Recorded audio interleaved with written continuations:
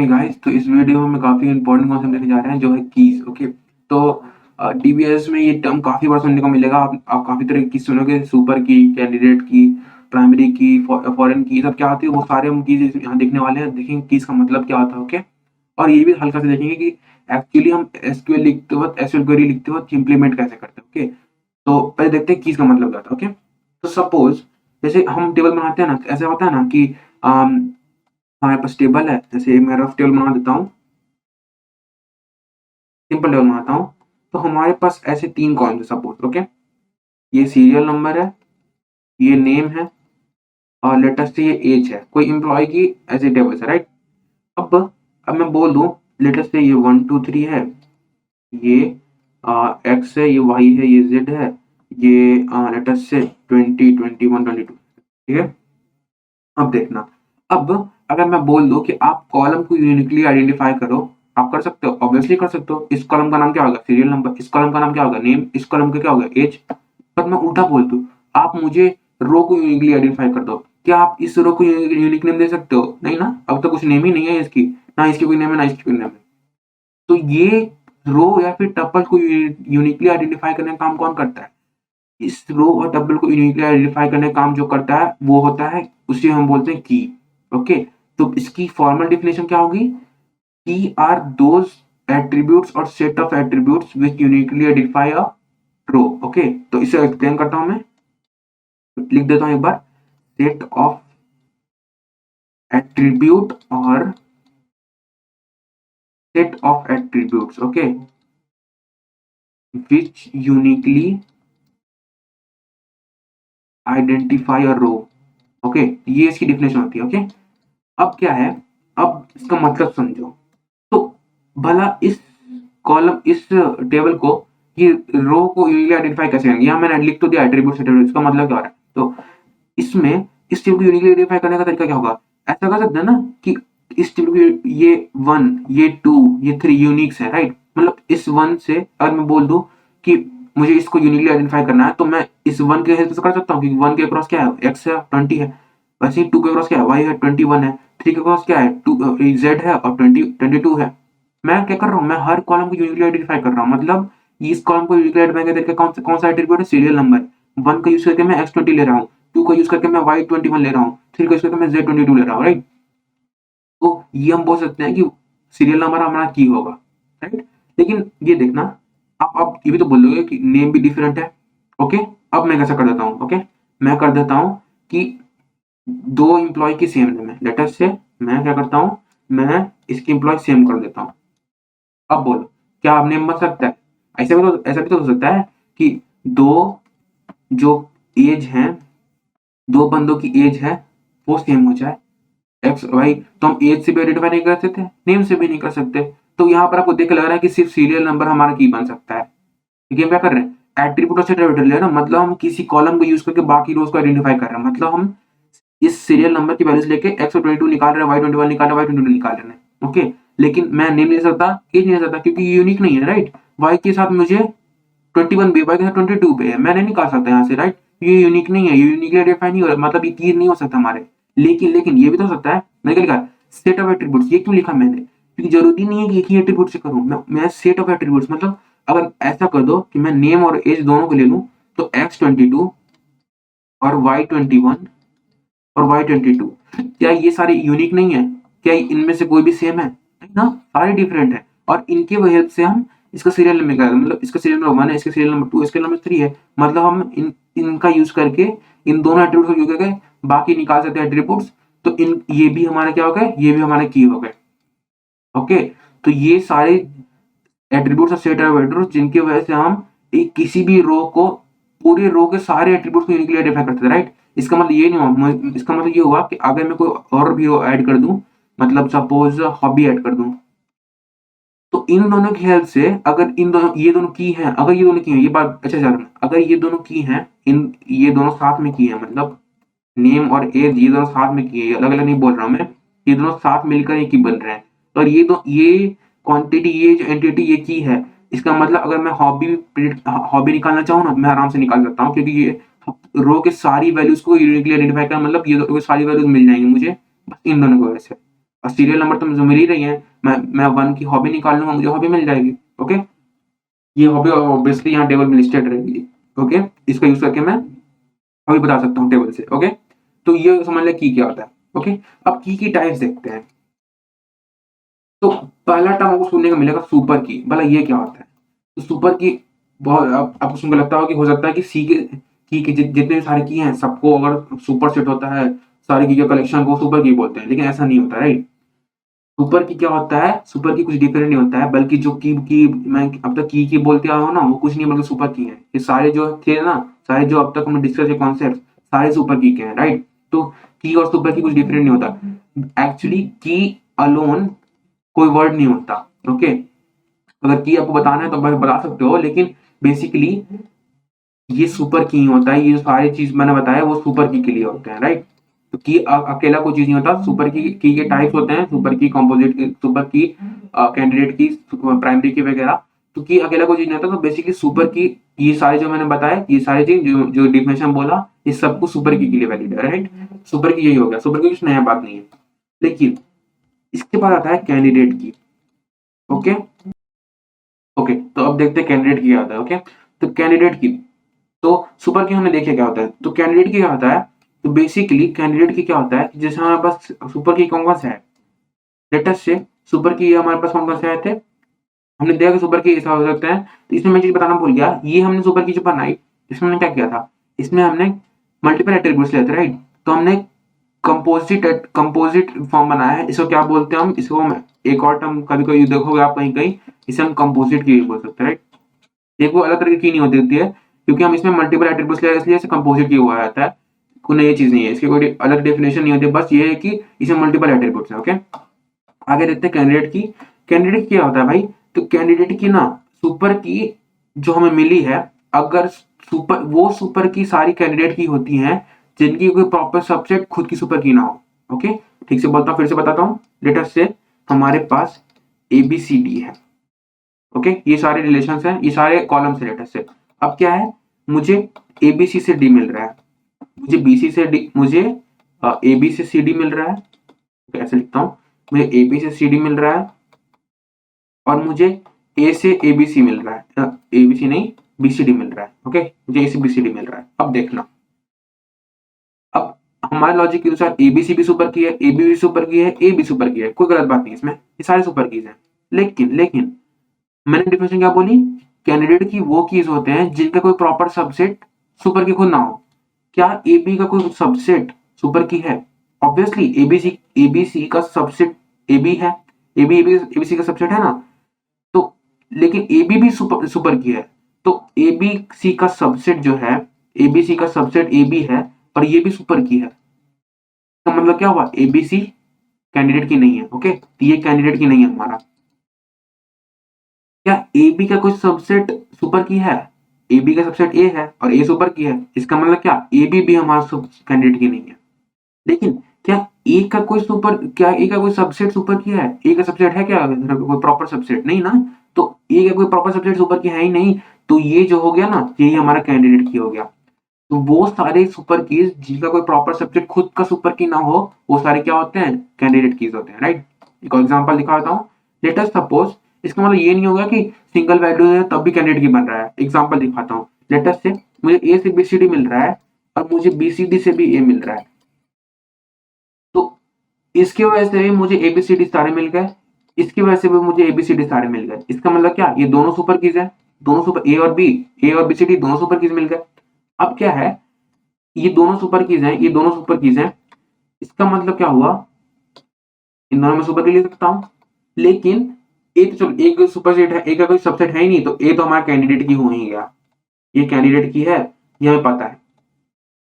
लेकिन अब ये बोलोगे यहाँ BCD है, क्या BCD कैंडिडेट की नहीं है? सोच कर देखो, क्या BCD का कोई भी सबसेट सुपर की है? BCD के सबसेट क्या हो सकते हैं, BC हो सकते हैं, CD हो सकते हैं, BD हो सकते हैं, BCD अलग भी हो सकते हैं। क्या उनमें से कुछ सब सुपर की है? इधर इधर दो ही सुपर की है ना, A और BCD, उनमें से कुछ सुपर की नहीं है ना, इसका मतलब BCD भी हमारा कैंडिडेट की है। तो ये कब सोचना कि सिंगल एट्रीब्यूट ही हमारे सुपर की रहेंगे, सुपर कैंडिडेट की रहेंगे, राइट? तो इसका मतलब ये भी कैंडिडेट हो सकता है, तो हमें दो कैंडिडेट की इस केस में A और BCD, राइट? अब एक और टर्म आता है, हमने कैंडिडेट की देख लिया क्या होता है। अब एक और बहुत इंपॉर्टेंट की है प्राइमरी की, जो बहुत यूज करने में आ पाएगा। प्राइमरी की क्या होती है? प्राइमरी की वो होती है ना, बेसिकली वो सबसे हमारे साथ कैंडिडेट की जो भी है ना, बहुत सारे कैंडिडेट की हो सकते हैं, लेकिन प्राइमरी की ये होती है, एक ही होती है।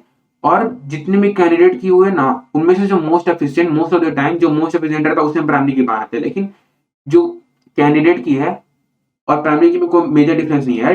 कैंडिडेट की प्राइमरी की बनती है, इन इन सारे कैंडिडेट में कोई एक की प्राइमरी की बन जाती है हमारी। और ये प्राइमरी की कौन बनेगी? ये most of the times admin पे डिपेंड करता है। कोई एडमिन जो है डेटाबेस का, वो डिपेंड करता है उस पर कि वो कौन सी चीज को वो किस चीज को अपना प्राइमरी की बना देता है, राइट। तो काम दोनों का सेम होता है, लेकिन बस ये होता है कि कैंडिडेट की मल्टीपल हो सकती है, प्राइमरी की एक ही होता है, राइट। प्राइमरी की यूनिक होता है। ओके, तो ये दूसरी चीज क्या हो सकती है कि आपको पहली बार देख के बोलो कि ए और बीसीडी में आप किसको प्राइमरी की बनाओगे, राइट। तो आप फर्स्ट क्लास में बोलो कि भैया ए, क्योंकि ए ज्यादा एफिशिएंट लग रही है। क्यों भाई? क्योंकि ए इकलौता एट्रीब्यूट है, इससे हम बीसीडी निकाल ले रहे हैं। लेकिन यहाँ बीसीडी है, तीन एट्रीब्यूट मिला के एक एट्रीब्यूट मिल रही है, तो ऑब्वियसली ये ज्यादा एफिशिएंट है। लेकिन ऐसा भी तो हो सकता है कि ये बीसीडी आसान है पाना और ये टफ है। अब बोल दो कि मैं किसी प्रोडक्ट को आइडेंटिफाई कर रहा हूँ, ये बारकोड है, बारकोड से मुझे ये पड़ रहा है, पता चल रहा है। लेकिन आपसे कोई पूछ दे कि अब बारकोड बता दो, बारकोड बनाना आसान है? नहीं ना। लेकिन मैं उसकी प्राइसेस, उस आइटम की टाइप वगैरह वगैरह बता सकता हूँ ना। इसका मतलब कि कौन सी सुपर की होगी, ये डिपेंड करता है हमारे प्रॉब्लम स्टेटमेंट पे और मेजरली हमारे एडमिन पे, डेटाबेस का एडमिन जो है। ओके, तो ये इसी में कैंडिडेट के में से कोई एक की हमारी प्राइमरी की बन जाती है, राइट। अब इन सारी कीज की एक प्रॉपर्टी ये है कि ये सारे कीज नॉन नल होते हैं। प्राइमरी की नॉन नल होता है, इसका मतलब कोई भी वैल्यू नल नहीं होती। लेकिन ये बात आपको ध्यान रखना, ये बात अच्छे से ध्यान रखना, यहाँ बीसीडी का ये ए नॉन नल है, डेटा से ए कैंडिडेट की है, इसका मतलब ये नॉन नल है, ये सारी कीज नॉन नल है। भला आप नल से कोई यूनिक आइडेंटिफिकेशन कर सकते हो? मैंने आपको नल दे दिया, आप बताओ कि इसके कॉरस्पॉन्डिंग कौन सी वैल्यू है? कहीं पॉसिबल है? नहीं ना। तो मतलब सारी कीज नॉन नल होते हैं, राइट, और यूनिक होते हैं ऑब्वियसली। अब ये बोल दो कि ये जो लेटेस्ट है, ये जो ए बी है वो मल्टीपल टाइम्स प्रेजेंट है, A1 B1 दो बार प्रेजेंट है, A1 B1 दो बार प्रेजेंट है, क्या इससे आप यूनिक आइडेंटिफिकेशन करने का ना? A1 B1 के सामने ये भी है, A1 B के सामने वो भी है, इससे यूनिक आइडेंटिफिकेशन नहीं हो रही होगी। तो हमें दो मिल रही है, मतलब यूनिक आइडेंटिफिकेशन नहीं हो रही, मतलब ये की नहीं बन सकती, राइट। तो दो चीज होगी कि पहला कि नॉन नल होता है, दूसरा क्या होता है, यूनिक होती है, राइट। अब ये एक चीज देखना, नॉन नल मतलब ये मत समझना कि वैल्यू नल हो नहीं सकती, राइट। बीसीडी है हमारे पास, ये तीन एट्रीब्यूट्स है, राइट। ये बीसीडी नल है, इसका मतलब ये ना कि ये तीनों साथ में नल नहीं हो सकते, मतलब B and C and D not null at the same time. लेकिन ये पॉसिबल है कि इनमें से कोई एक या दो नल हो जाए, राइट। मतलब बी नल हो सकता है, सी नल हो सकता है, लेकिन ये नल है तो डी नल नहीं होगा, राइट। मतलब ये कहने का मतलब है कि सारे एक साथ नल नहीं होंगे। ओके, इनमें से कोई एक नल हो सकता है, इनमें से कोई दो नल हो सकता है। ओके, तो ये बात कंफ्यूज मत करना कि नॉट नल बोल दिया तो इनमें कोई नल होगा ही नहीं। लेकिन सिंगल एट्रीब्यूट तो ऑब्वियसली ये नल नहीं हो सकता, राइट। ये इकलौता नल नहीं हो सकता। ओके, लेकिन मल्टीपल एट्रीब्यूट है, कंपोजिट की है, तो उनमें से कोई मतलब उनमें से एटलीस्ट एक नॉन नल होना चाहिए। ओके, तो ये हो गया प्राइमरी कीज, प्राइमरी की, कैंडिडेट की और सुपर। अच्छा, एक और टर्म आता है फॉरेन की, ये वो काफी सुनने को मिलेगा। भला ये क्या होता है? फॉरेन की ना एक्चुअली रिलेशन दिखाने में पड़ता है किसकी, तो देखना फॉरेन की लेटेस्ट ये एक टेबल है, इसमें इसमें हमारे पास क्या है, प्रोडक्ट की टेबल है लेटेस्ट से। और ये क्या हो रहा है ना, प्रोडक्ट की आईडी लेटेस्ट से पी आईडी है हमारे पास, तो ऐसे कर देता हूं मैं, प्रोडक्ट आईडी है, प्रोडक्ट है हमारे पास, ये पी आईडी है, पी नेम है और पी टाइप, प्रोडक्ट टाइप लिख लो। ओके, इससे फर्क नहीं पड़ रहा। ये हमारा क्या है, ये हमारा लेटेस्ट से प्राइमरी की है। ओके, ये हमारा प्राइमरी की है, ये सारे यूनिक वैल्यूज है, नॉर्मल वैल्यूज है। अब क्या है ना, अब एक दूसरी टेबल है लेटेस्ट से कस्टमर टेबल, और ये क्या कर रहा है, ये प्रोडक्ट को यूज कर रहा है और यहाँ पर एक रो है जिसमें नाम है पी आई डी। सपोज ये कस्टमर ये प्रोडक्ट आईडी यूज कर रहा है। ओके, यहाँ पर क्या है, यहाँ पर सारी वैल्यूज मतलब 1 2 3 ऐसा कुछ होगा। यहाँ पर हो सकता है ना कि दो कस्टमर सेम प्रोडक्ट यूज कर रही है, तो पॉसिबल है ना, क्योंकि इस केस में ये प्राइमरी की नहीं है। यहाँ पर कस्टमर आईडी जो होगी, लेटेस्ट यहाँ कस्ट आईडी है और यहाँ पर कस्ट नेम है, यहाँ पर नेम है, यहाँ पर कुछ होगी, मुझे उससे मतलब नहीं है। ये कस्ट आईडी ये प्राइमरी की होगी, यहाँ पर ये प्राइमरी की है और यहाँ पे ये प्राइमरी की है। तो लेकिन यहाँ पे ये प्राइमरी की नहीं है, ये नॉन यूनिक हो सकती है। ऐसा भी तो पॉसिबल है कि दो कस्टमर सेम प्रोडक्ट यूज कर रहे हैं, तो इन्होंने 1 और 2 ने सेम प्रोडक्ट आईडी रख रखी है। लेकिन इसमें ये है ना कि ये प्रोडक्ट आईडी और ये प्रोडक्ट आईडी रिलेटेड है। कैसे रिलेटेड है? तो जो भी वैल्यू इसमें प्रेजेंट है, लेट अस सपोज 1 टू, हमारे पास 1 टू 10 मतलब 10 कस्टमर्स है, तो यहाँ पर वैल्यू जो भी होंगी ना प्रोडक्ट आईडी में, वो 1 टू 10 में ही होंगी। ओके, 1 टू 10 में ही होंगे। ऐसा नहीं होगा कि 11 मिल गया कहीं पर, 10 से ज्यादा कहीं, ऐसा नहीं, 1 टू 10 में ही मिलेंगे। ओके, अगर ऐसा हो रहा है ना, तब ये पीआईडी क्या बन गई? ये हमारी फॉरेन की बन गई। ये क्या कर रहा है? ये इस टेबल से, ये जो कस्टमर टेबल है ना, ये इस टेबल प्रोडक्ट टेबल से हमारा रिलेशनशिप दिखा रहा है, राइट? इसकी जो प्राइमरी की है हमारी फॉरेन की बन जाती है, राइट? ये रेफरेंस दे रहा है। तो रिलेशन क्या हो गई कि हमारे पास कोई एम्बिग्यूटी ना है, मतलब कि इनमें जो ये जो प्राइमरी की है, इनमें जो वैल्यूज है वही सारी इसमें हो, उसके अलावा कोई वैल्यू ना आ जाए, राइट? तो ये फॉरेन की का काम होता है। फॉरेन की देखिए हमने क्या होता है। तो ये सारी हमने कीज देख ली। अब देखते हैं कि इनको हम अपनी एसक्यूएल क्वेरी में इंप्लीमेंट कैसे करते हैं, राइट? तो वो देखते हैं। ओके, तो अब देखते हैं इसको इंप्लीमेंट कैसे देते हैं। तो ये W3C बहुत ही सुंदर आर्टिकल, बहुत अच्छा आर्टिकल है। एक्चुअली इसमें एसक्यूएल काफी अच्छे समझा रखा है आपके, तो आप इसे रेफर भी कर सकते हो। तो इसमें समझाया है कि आप एक्चुअली अपने एसक्यूएल क्वेरी में कीज को इंप्लीमेंट कैसे करते हैं, राइट? तो कुछ एक टर्म होता है कांस्टेंट। कांस्टेंट क्या होता है? बेसिकली पता है ना, कांस्टेंट कुछ हमारे कमांड, हमारे जो एसक्यूएल क्वेरीज है उसमें कुछ रूल स्पेसिफाई करता है, राइट? तो कांस्टेंट कुछ स्पेसिफिक टाइप्स होते हैं। कैसे होते हैं? तो कुछ बहुत सारे जैसे नॉर्मल होते हैं, यूनिक होते हैं, प्राइमरी की, फॉरेन की, और ये चेक डिफॉल्ट, ये सब जरूरी नहीं है। ये चार देख लो आप, ये चार क्या होते हैं। नॉर्मल क्या होता है? जैसे नाम स्पेसिफाई करता है, अगर हम नॉर्मल यूज करें तो वैल्यू जिस एट्रीब्यूट पर नॉर्मल यूज कर रहे हैं वो वैल्यू नल नहीं हो सकती, राइट? उसके सारे वैल्यूज नल नहीं होंगे, राइट? यूनिक क्या होगा? यूनिक स्पेसिफाई करेंगे तो मतलब उस एट्रीब्यूट के सारे वैल्यूज यूनिक रहेंगे, मतलब कोई सेम रिपीटेड वैल्यूज नहीं होंगी, सारे वैल्यूज यूनिक रहेंगे। वैसे ही प्राइमरी की फॉरेन की आते हैं। तो ये काम कैसे करता है ये देख लो। एक एग्जांपल दिखा, नॉर्टन का देख लो। बहुत ही आसान है। बस आपको क्या करना है, नॉर्टन स्पेसिफाई करना है ना। आप आईडी लिखो, जैसे हम टेबल डिफाइन करते क्या करते हो, आईडी लिखो, इंट लिखो, और ये डेटा टाइप हुआ, और इसके बाद नॉर्टन लगा दो, बस काम खत्म, कुछ नहीं करना आपको, नॉर्टन लगा दो। सेम थिंग, अगर आपको यूनिक बनाना, नॉर्टन हटा के यूनिक लगा दो। आपको दोनों चाहिए, नॉर्टन लिखो, इसके बाद यूनिक लिख दो। कैसे लिखोगे? तो जैसे यहाँ पर इंट आईडी लिखिए ना, इंट आईडी नॉट नल, तो आप वैसे ही लिखोगे। इंट, यहाँ पे लिखिए इंट नहीं, आईडी इंट नॉट नल, तो आईडी इंट, यहाँ पर नॉट नल लिखा है। बस एग्जैक्टली क्या करना है आपको, इसके आगे यूनिक लगा देनी है। कुछ कॉमा वगैरह की जरूरत नहीं है, बस यूनिक लिख दो, काम खत्म। नेक्स्ट में मूव कर जाओ, देखना यही होगा, नॉट नल यूनिक। ऐसे ही काम करना है ना, बहुत आसान है, बस आप नॉट नल यूनिक लगा दो। तो ये दो काफी यूज कॉन्स्टेंट्स है, तो ये देख लिया। ओके, अब जो मेन पॉइंट हम देख रहे थे, की कैसे लगाते हैं, राइट? प्राइमरी की आइडेंटिटी कैसे करते हैं, राइट? तो बहुत आसान है। जैसे मान लो ये मैंने आईडी बना दी, नॉट नल यूनिक, बहुत सारे मैंने एट्रीब्यूट्स लिखे, बहुत सारे एट्रीब्यूट्स बनाए। एंड में मैं क्या करूंगा ना, मैं क्या करूंगा, मैं प्राइमरी की लिखूंगा, ऐसे प्राइमरी की, और इसके अंदर मैं आईडी लिख दूंगा। ये बात ध्यान रखना, जो आपने एट्रीब्यूट बनाए वही लिखना है यहाँ पर। ओके, तो मैंने आईडी बना रखी है, तो मैंने आईडी लिख ली। अब चाहो तो कोई और बनाओ, उसको भी बना सकते हो। मैं लेकिन obviously value not null unique रहनी चाहिए, राइट? मतलब ये स्पेसिफाई कर दिया, तो मैंने प्राइमरी की सारी प्रॉपर्टी फॉलो कर ली। प्राइमरी की क्या होता है, नॉट नल यूनिक होता है, वो फॉलो कर ली। तो मैं यहाँ पर आईडी को प्राइमरी की बना सकता हूँ। क्या करूंगा मैं, माइस्क्वेल में प्राइमरी की अंदर ब्रैकेट में आईडी लिख दूंगा। तो यहाँ पे देख भी सकते हैं प्राइमरी क्या करेगा, ये प्राइमरी की ब्रैकेट में आईडी लिख दी। बहुत आसान है ना, बहुत आसान है। अब ये इनका बात है ना, कांस्टेंट का एक तरीका ये होता है कि कांस्टेंट का एक खासियत ये होती है कि आप इनको पहले तो बना ही सकते हो। लेटर से आप इनको क्या बोलता हूं मैं, जो आप जब टेबल बनाते हो, क्रिएट करते हो, उस समय तो आप स्पेसिफाई कर ही सकते हो। आप एक्चुअली ऑल्टर करते वक्त भी कीज बना सकते हो। कैसे बना सकते हैं? बहुत कुछ नहीं करना आपको, आप करोगे ऑल्टर टेबल नेम, जो आपको टेबल नेम वो दोगे, तो क्या करोगे ना, बहुत आसान है, बस आप ऐड कर दो। क्या ऐड कर दोगे? ऐड प्राइमरी की, इस थिंग को आप यहां लिख दो। तो मैं इसे यहां ले आता हूं।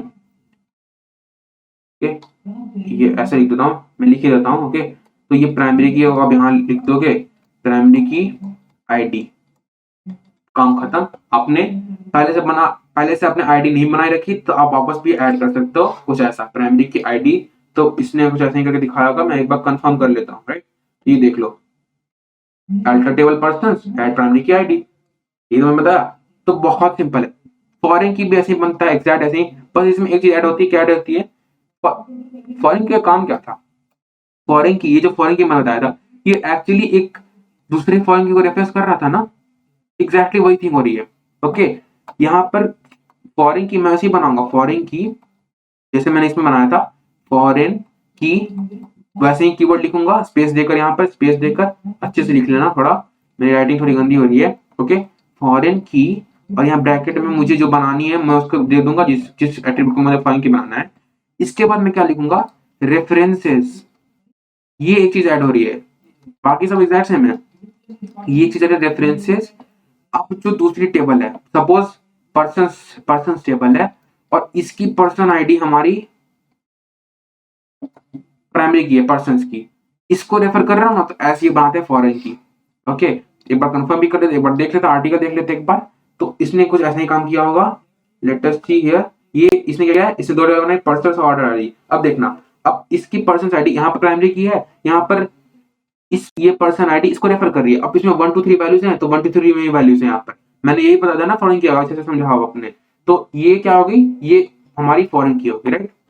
तो इधर देखना, इसने फॉरेन की बनाई कैसी है, देखो माई स्क्रीन क्या गया है, इसमें फॉरेन की लिखा है, जैसे मैंने बताया, सेम पर्सन आईडी लिखी है, तो यहाँ पर जिसको रेफर कर रहे हैं वही यहाँ, वही ऑब्वियस सी बात है, क्योंकि नेम तो सेम ही रहेगा ना, जो यहाँ की प्राइमरी की है वही हमारी यहाँ पर फॉरेन की बनेगी। तो यहाँ पर्सन आईडी और रेफरेंसेस पर्सन की पर्सन आईडी। ओके, ये पर्सन क्या है, ये हमारा जो दूसरा टेबल है। तो ये बताना मैं भूल गया कि जो ये जो पेरेंट, ये जो टेबल थी ना जिसकी प्राइमरी की थी, ये हमारी पेरेंट टेबल हो जाती है, और इसे हम चाइल्ड टेबल बोल सकते हैं, राइट।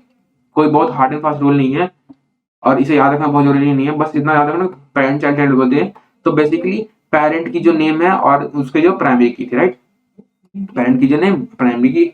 और वैसे ही बस क्या करना आपको, अगर आपको ऑल्टर के टाइम, मतलब आपको बाद में ऐड करना, कुछ नहीं करोगे, ऑल्टर टेबल, टेबल नेम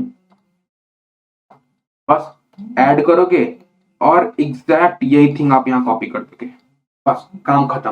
बस ऐसे ही लिखना, रेफरेंसेस पर्सन पर्सनालिटी, बस यही करना आपको। ये देखना, ये यहाँ कर इसने किया होगा। ओके, तो ये रहा ऐड फॉरेन की person ID, references person person ID. Okay, तो बस इतना ही था कीज में। आई होप आपको समझ में आया, आई होप आपको मजा आया वीडियो में।